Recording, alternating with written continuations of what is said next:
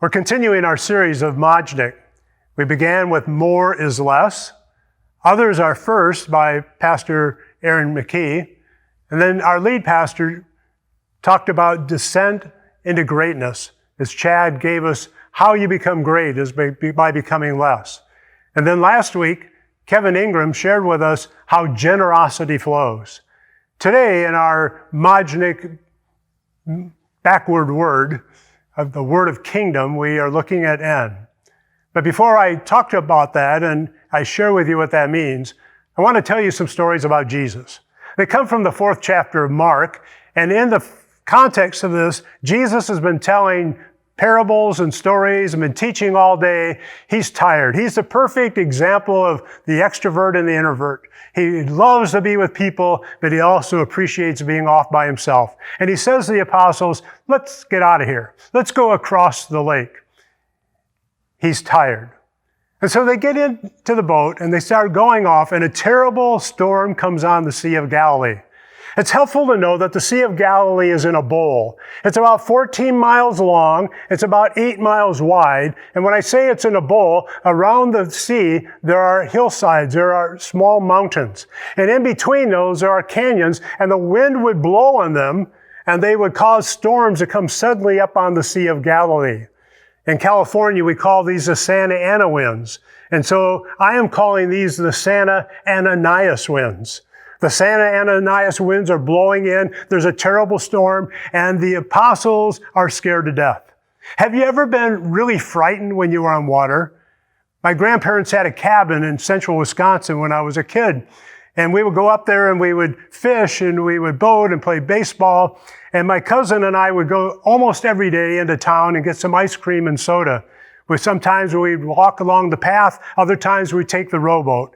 One day we rode into town, we got our ice cream and soda, and when we came back, a storm came upon this little lake. And the wind was blowing, the rain was coming down, the boat was rocking back and forth. I'm 6, Bobby is 9, he's rowing, and he cannot go any further, he's worn out. And I was a little cheerleader. I said, Bobby, you can make it. Come on, you can do it. Let's go. And he said, I think I have my second wind. And he got us back home safely. Now, I don't know if we were in danger of being swamped that day and of drowning, but as a 6-year-old, I perceived it that way. The reason I tell you that story is that because in Mark 4, the apostles are scared to death in this storm. Some of them are professional fishermen. They've been used to being out on the water when the wind and the waves and the storm would come, but they're scared to death. And while they're frightened for their lives, where is Jesus? Jesus is in the same place that Blake is. Come on, Blake. Sorry. Can you wait? I haven't even gotten to the boring part yet. And so they come up to Jesus and they say, Jesus, don't you care whether we drown or not? Now they have a way of asking a question in their language to expect a yes answer, and they have a way of expecting a no answer. And they come, Jesus, don't you care whether we drown or not? And they're expecting a yes answer from him, but Jesus doesn't answer them at all, according to Mark. Any of you like that in the morning? Don't say anything to me. I need to have my coffee first. I need to do my exercises. I need to take a shower. I don't know if that's the way Jesus was, but in my mind, I see him doing a number like this as he doesn't speak to them and he goes, and he stretches himself out and he gets the crust out of his eyes, which I call chicken feed. He gets the chicken feed out. He doesn't speak to the apostles, but he does speak to the wind and the waves. And he says, be quiet, be stilled. Literally what he says is, muzzle it. Wind, waves, put a muzzle on it. And as soon as he tells the wind and the waves to be quiet and still, as soon as he tells it to be muzzled, immediately the rain stops and the wind stops blowing and the sea becomes like glass. And the apostles have a very interesting response. It says, when they saw that the wind and the waves had ceased, they were terrified. And they asked this penetrating question in Mark 4:41. Who is this man? Even the wind and the waves obey him. Well, they cross the Sea of Galilee and they get into an area that's known as a Gentile area. And I know that because there are pigs involved in the story. About 2,000 of them. And so this would not be something that Jewish people would be a part of. But also there is somebody else. There is a wild demoniac, a guy who is crazy. Luke says that he never wore his clothes. He lived out into the cemeteries. He would cry loudly. He would cut himself with stones. Cutting has been around for a long time to deal with pain. This man has been in a lot of pain. And he's been cutting himself, yelling. In fact, he's so strong because of these demons. People have put chains upon him, and he's been able to break those chains. Perhaps you've seen on TBN these power muscle men Christians who say, by the power of the Holy Spirit, I break these chains. This man was able to break the chains through the unholy power. Not always as a demonstration of power, God's power. Sometimes it's a demonstration of Satan's power. And this wild, crazy man who lives in a cemetery sees Jesus from a distance and he starts running.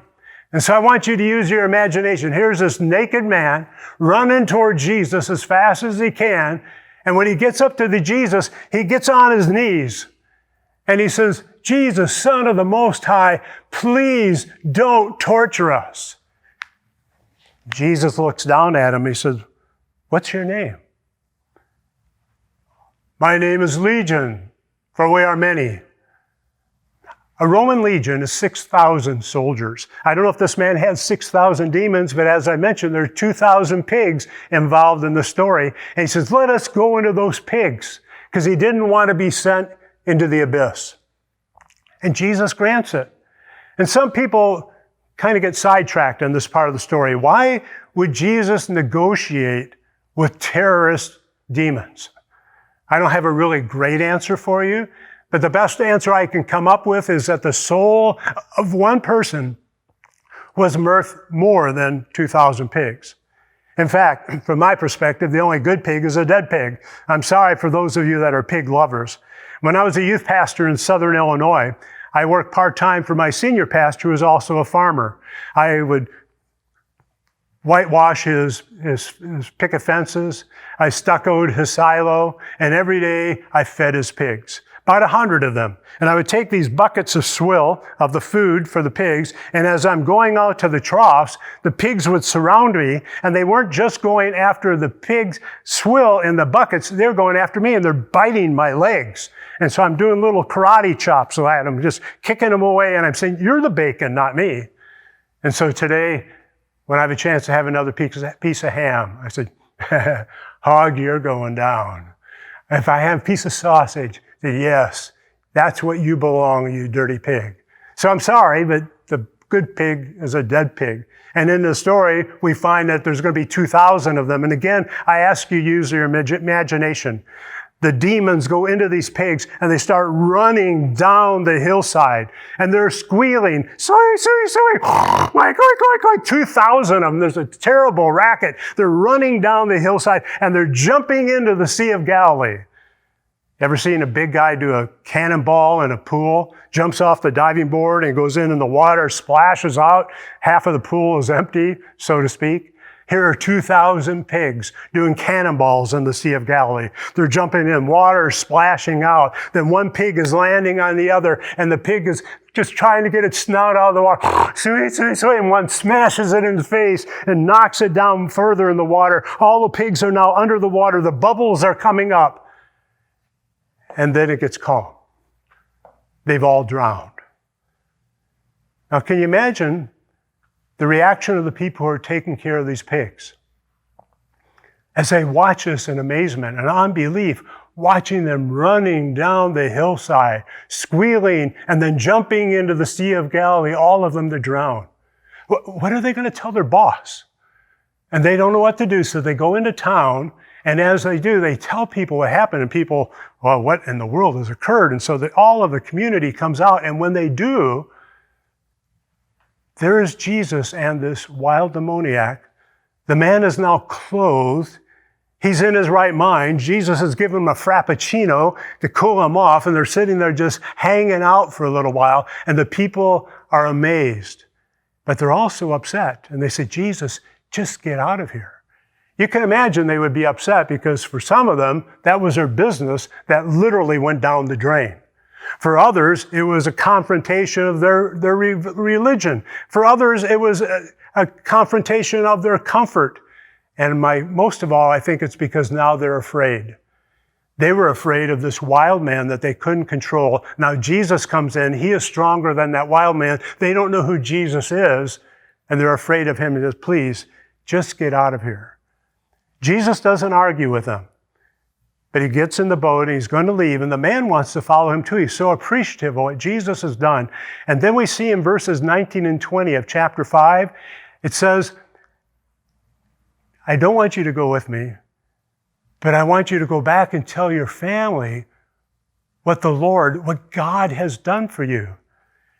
And then the text says, he went about throughout the whole Decapolis, the 10 cities on the east side of the Jordan River, and he told them what Jesus had done for him. Do you see the parallelism here? Go and tell them what the Lord or what God has done for you. He went and told them what Jesus had done for him. Who is this man? That even the wind and the waves obey him? This man is God. Well, we cross the Sea of Galilee again, and we get to a community, and when Jesus arrives, people come out to the lake to see him. He attracts crowds wherever he goes. They listen to his teaching. They want his healing. And there's a man there by the name of Jairus, whose daughter is very, very ill. He comes up to Jesus and he says, will you come and heal my daughter? She's very sick. Jesus said, sure, let's go.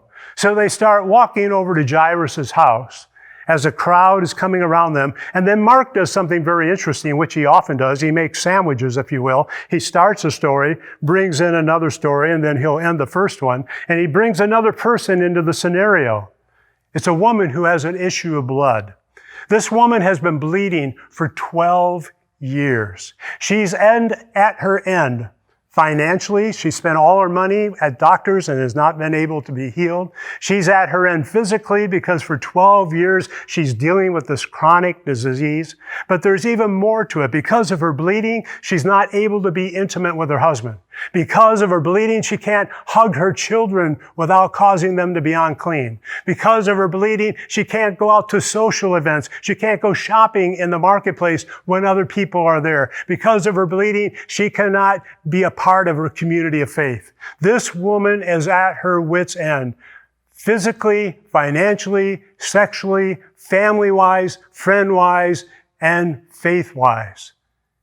But she finds out Jesus is there and she thinks, if I can just touch the hem of his garment, I can be healed. But this woman's got a problem. There's a crowd of people around him. Not only that, but Jesus has the apostles around him. And when I use the word apostle, I want you to think about that for a second, because most of us would think of an apostle as being an old white guy like me, white-haired guy like me, that pontificates over things, and it's like the Apostle Paul writing letters. But I want you to stop and realize that the apostles of Jesus' time are young men. Jesus is about 30. The apostles are 20-something. Many scholars believe that John was the youngest and was 18, 19 when the events of the Gospels begin. And so here we have Jesus walking through town like the president with the Secret Service around him, making sure that the crowds get out of the way so he can get where he wants to go, and also protecting him. So here is this woman who shouldn't be there in public in the first place, trying to get close enough to Jesus to touch the hem of his garment. My guess is that she has a veil over her face so that no one knows who she is. And she's looking for an opportunity to touch Jesus. And just then, Peter walks in front of her. I see Peter as being kind of buff.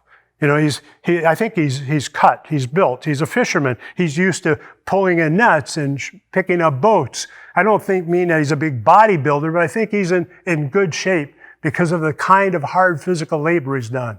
And then you have Judas and Judas the Zealot, who is there, and I can kind of imagine him with a switchblade. Didn't have them back then, but I'm just imagining you get anywhere close to Jesus, I'm going to take care of you. And then there's John and James, the sons of thunder, who are known for their hot tempers. And so they're not about to let anybody get too close to Jesus that shouldn't be there. So this woman's got a problem. She just thought she had that chance, but Peter got in her way. She's a little unnerved, but she's desperate. If I can just touch the hem of his garment.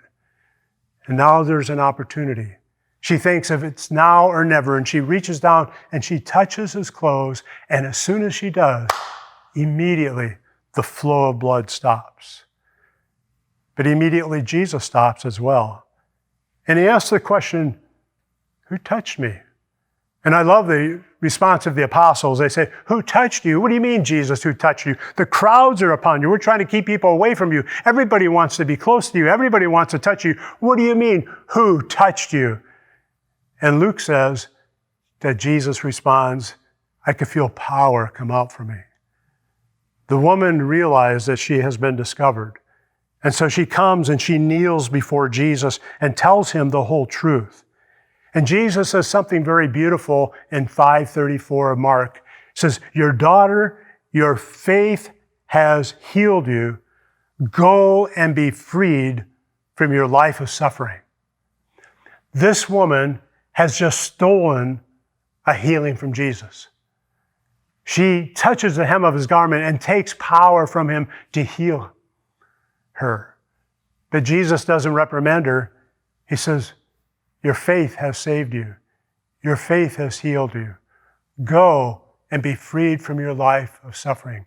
He is giving her her life back. He's saying, go back home and love your husband. Go back home and hug and kiss your kids. Go back and your friends and go shopping. Go to the marketplace and be with people in a social setting. Go back to your community of faith and worship. What a gracious response Jesus gave her. But remember our story began, this part of it, where Jairus and Jesus are on the way to Jairus' house because his daughter is so ill. And as soon as Jesus heals this woman, speaks these words, Mark says that some people from Jairus' house are coming, and he can tell by the look on their face that it is not good news. And they say to him, your daughter's dead. Why bother the teacher anymore? Can you imagine how Jairus felt? A lump in his throat, his stomach churning. They were so close, but they couldn't get there. And Jesus turns to him and he says, don't be afraid, just believe. And I'm thinking as I read this, don't be afraid. What are you talking about? I've just heard the worst news I could possibly hear. My greatest nightmare has occurred. What do you mean, don't be afraid? But I'm very impressed by Jairus, for it doesn't say in the text that he responded like that. He apparently believed Jesus. And so off they went. He took Peter, James, and John, and Jairus, and they get to his house. And of course, people are upset. This little girl has died. They're crying. And Jesus says, why all the commotion? Why are you so upset? She's not dead. She's just asleep. And the people start laughing at him. Can you imagine laughing at Jesus, sneering at him? What are you talking about? She's dead. Her color has changed. She's starting to get stiff. She is not breathing anymore. She is gone. And he kicks them all out, except for the parents, Peter, James, and John. And the little girl's lying down this table, and Jesus leans over her, and he speaks to her, of course, in Aramaic, but Mark gives the Aramaic terms, and I think it's because it's so dramatic. He says, Talitha kum, which means, little girl, I say to you, rise up. And he takes her by the hand, and her eyes begin to blink, and her lungs begin to fill with air, and her diaphragm expands, and her heart begins to beat again. And this little girl who is dead is now alive. Peter, James, and John have never seen anything like this, and the parents are beyond themselves. Their greatest fear had been realized, and now something beyond their greatest expectation had just occurred. And Jesus says two statements that just blow me away. First of all, he says, don't tell anyone. Don't tell anyone? My daughter has just come back from the dead, and I'm not going to tell anyone? I think he put them in a tough spot. They're going to walk out there as they walk out with the little girl, and they say, yeah, Jesus was right. She wasn't dead. She was just asleep. Now, are they going to lie about this? My guess is that for a little while, they didn't say anything out of respect for what Jesus did and just so excited that their daughter was alive. But afterwards, I'm sure they said, you know what he did? He leaned over, said Talitha kum, grabbed her by the hand, and she came back to life again. And then he says something else that blows me away. He says, give her something to eat. Because after all, when you've been dead and you come back to life, you need to have lunch. Give her favorite dessert. She's had a tough day today. He goes from this incredible miracle back to everyday life. So my friends, what does this have to do with MODGNIK?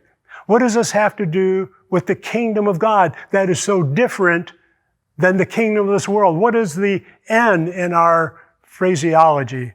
It has to do with, it's not about us. It's not about us. It's about him. Each of these stories, who's the hero? Jesus is the hero. People are the beneficiaries, but they're not the focus of the story. The focus is Jesus, who brings about these wonderful things in their life. You read the Old Testament, we look at the story of Joseph and wonderful things that he did, and Abraham and David, if you know those names, that God did great things in their life, and we like to focus upon them because we love the human story, but the hero in all those stories is God, who benefits those people. When I was in seminary, my professor used to say, preach about people because it's more interesting, and preach about God because he's more important. And I think there's a lot of truth to that we are interested in the human story because it's our story and we can relate to it. But the reality is that the real hero is God and what God has done. This last week, I was watching a sermon on YouTube by Gene Apple, who is a pastor of Eastside Christian Church in Anaheim. And he was saying something very similar in the sense that he says, when we have problems, when we have issues, he said the first thing to do is not to pray. And he says, don't get me for pastor malpractice here. He says, because if we just pray first, what is going to be the focus? Oh God, here's my situation. I'm in a terrible situation. I've got all these problems. How could these happen? God help me. The focus is upon me. And his point was that we need to stop and realize who God is and then to pray. And that's what our story is doing here. Who is Jesus? Who is this man? Even the wind and the waves obey him. Who is Jesus? Who is this man that he can cast out demons? Who is this man that even demons, and not only that, but disease and ultimately death is overcome through him? That when we understand the nature of who God is, then we can come to our prayers with the right kind of attitude. Our lead pastor, Chad Goucher, has a hashtag that says, God has us. God's got it. Excuse me. But he often, when he is talking about it, he will say, no matter what happens, God's got this. There's the attitude. God is able to bring about miracles. He is able to do what he did in these stories because of who he is. But even if he chooses not to do that, he is still worthy of our worship and our praise.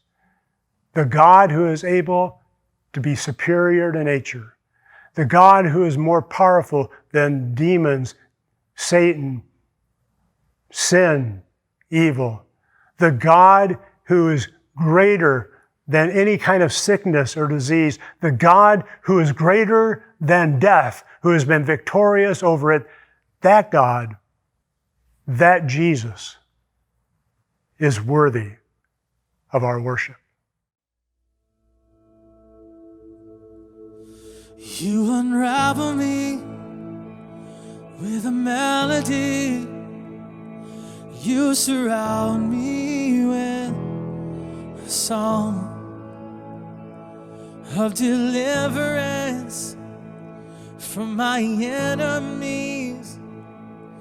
Till all my fears are gone. 'Cause I'm no longer a slave to fear. I am a child of God. 'Cause I'm no longer a slave to fear. I am a child of God.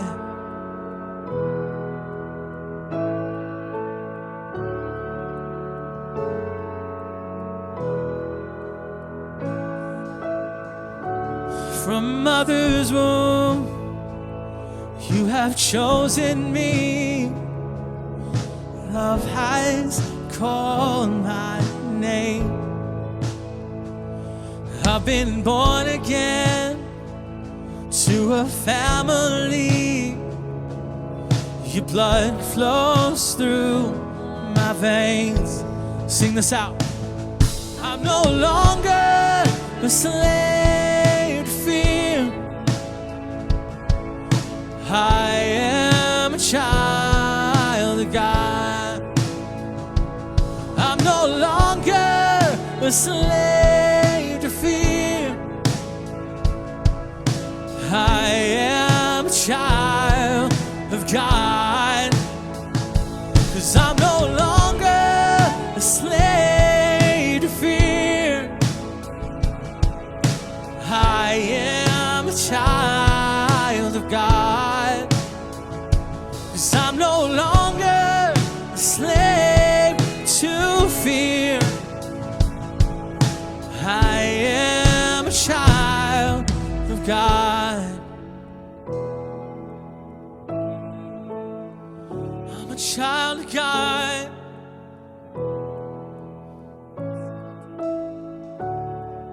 God, you called me your own. You called me yours. You said I belong to you. You said I belong to you, God. You said my heart belongs to your heart. You said my heart belongs to your heart. You took me in when no one would take me in, and so I sing. Come on. You split the sea so I could walk right through it. My fears are drowned in perfect love. You rescued me and I will stand and sing. I am a child of God. You split the sea, Lord. You split the sea so I could walk right through it. My fears are drowned in perfect love. You rescued me and I will stand and sing. I am a child of God. Sing it out. I am a child of God. I am a child of God. Oh, I am a child of God.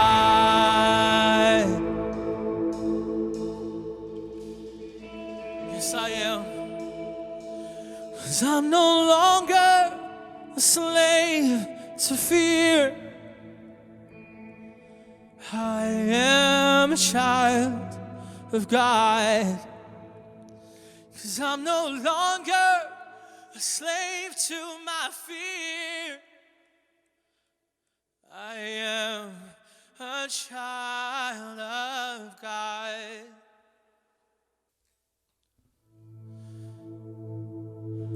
Refinery family, we're going to go into a time of communion now. And whatever you have in front of you for the elements, whatever represents the body of Christ broken for you and the blood spilled out is fine. And we do this every week in celebration and remembrance of the sacrifice of Jesus Christ for every single person in this earth. So if you're sitting there wondering what your worth is, it was confirmed on the cross that Jesus, the perfect being created in heaven, was the price paid for your heart, for your soul. So you are worth it because he believed it, because Jesus said it, and that's our truth today. So as you take communion, would you just remember that? And you can take communion when you're ready.